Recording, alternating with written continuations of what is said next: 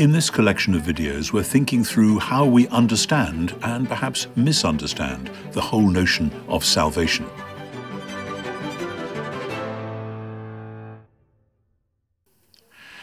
In some of the previous videos in this sequence, we've looked at how the story of the whole Bible showcases salvation, salvation for God's people, but also salvation for God's whole creation. I now want to pause and just reflect on what happens if we don't tell that whole Bible story. If we don't, it's easy for the idea of salvation to sink back into being salvation is something for me so that when I die, I will go off somewhere else and I'll be safe, whatever happens to the rest of God's creation. And it's easy for some people to imagine that creation itself and our created bodies are bad things, or rather shabby, stupid old things from which we're anxious to be released. Actually, in our culture at the moment, there is an ongoing kind of movement, rather like some of the things the early church teachers had to face, of people saying, yeah, this body is a bit of rubbish, a bit of trash, and I wish I had a different one or a different kind of identity entirely. No, in the Bible we are told that creation is good, though flawed and fallen because of humans' failure to be the people for creation that God wanted them to be. And that though our bodies are themselves decaying and heading for death, and our bodies are the locus of sin, we sin with and in and through our bodies, nevertheless, that doesn't mean God isn't interested in bodies. God doesn't want to save bodies. God likes bodies. He made them. He came as an embodied human being himself to restore and save and rescue and launch a new creation, which is a newly embodied creation. So the body and creation are not things from which we need to be delivered.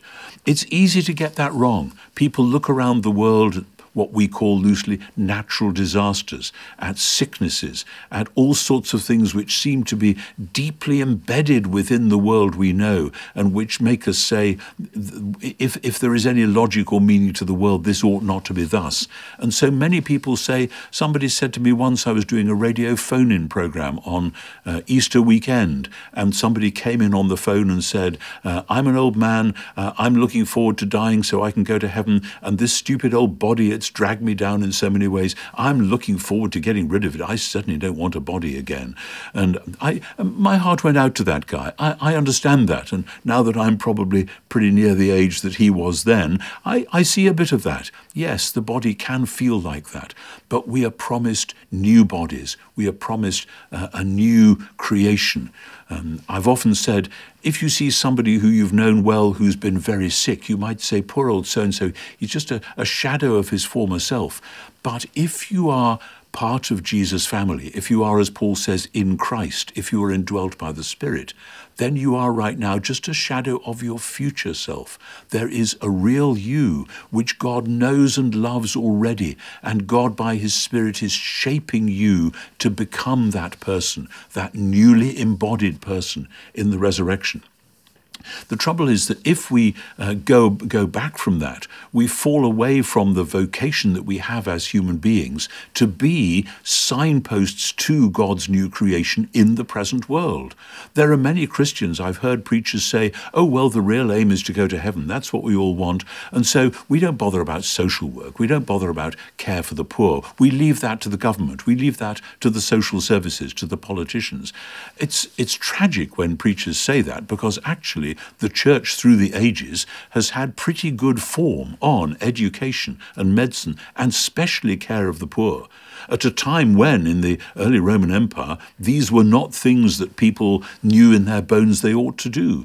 People in the ancient Roman world looked at the poor and said, well, they're obviously poor because they deserve it. They're tough. I'm going to feather my own nest. I don't care about them. But the Christians cared about the poor, even when they weren't anything to do with them. People were surprised. What's that about? Well, we are people of salvation, and salvation means God's new creation, breaking in already here and now. So just because we look at the present world and see that it is transient, see that it's incomplete, see that it is, as Paul says, groaning in travail, like a woman going through the labor pains of childbirth, that doesn't mean that creation is evil. Rather, it means that new creation is to be born from the womb of the old. Romans chapter 8 is worth detailed study on that point. Creation was always the early phase of God's plan, the plan to create a world in which he would come and live with his image-bearing creatures. The dwelling of God, remember, is with humans. And the problem comes when we read Genesis 1 and 2 simply as a moral examination, which people fail, because then we scratch our heads and say, oh dear, we've all failed this moral exam. What's going to happen? And somebody comes along and says, well, you obviously deserve to die. And then we say, oh dear, but how can I do that? And then we hear a gospel word which says, actually, somebody else died in your place. And, well, I'd rather people believe that than that they believed in, say, Buddhism or other types of philosophy. But actually, the point of Jesus dying in our place is not because there was a moral examination which we've all failed, but because he was taking on himself the weight of the world's evil, the chaos and disaster of the whole creation. If you read the stories of Jesus going to the cross with your mind and heart open, you will see that it is about Jesus taking the place of sinners. He does that for sure.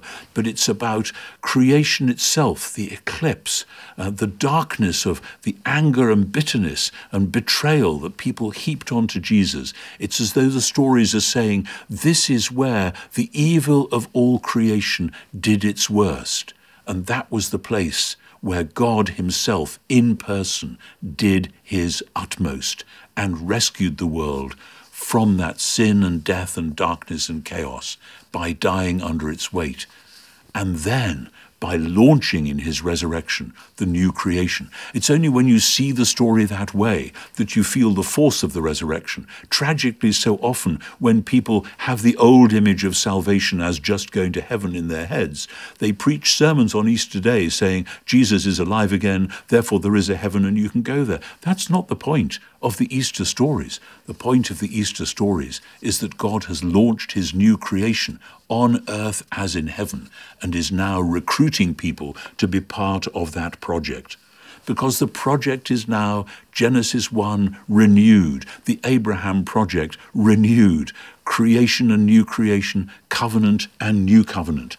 And just as Adam and Eve were called to be image bearers, the people of Israel were told, you are to be the royal priesthood.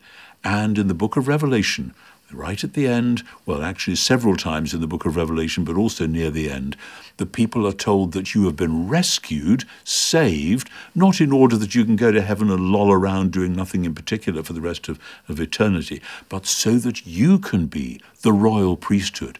Royal because as image bearers you are reflecting God's stewardship into the world. The priesthood because as image bearers you are reflecting the praises of creation back to God.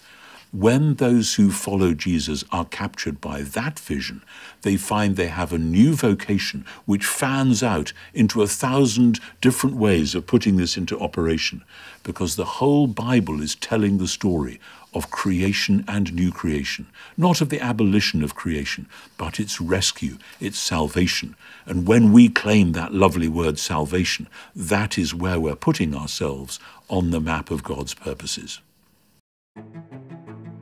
We have several videos in this series on the whole meaning of salvation. Please feel free to click the link to follow and watch the next one.